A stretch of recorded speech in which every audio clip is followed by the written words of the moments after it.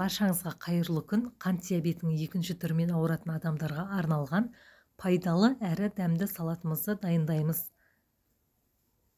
Ол үшін піспеген сәбіз қажет болады. Қант диабетінің екінші түрімен ауыратын адамдарға сәбізді күнделікті 200 граммнан артық қолдануға болмайды. Сәбізді күштен өткізіп, үстіне қалауыңыз бойынша қаймақ немесе майонез сепсеңіздер болады. Одан кейін ұсақтап туралған қиярымызды орналастырамыз.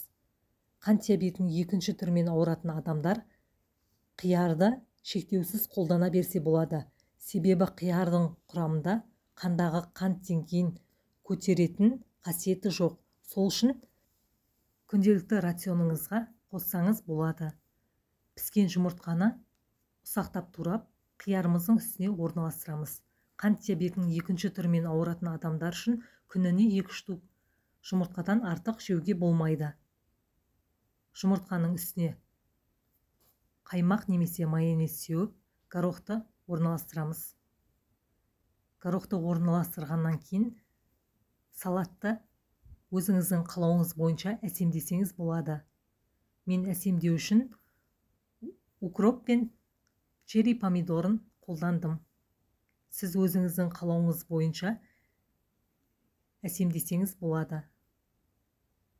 Біздің пайдалы әрі дәмді салатымыз дайын болды.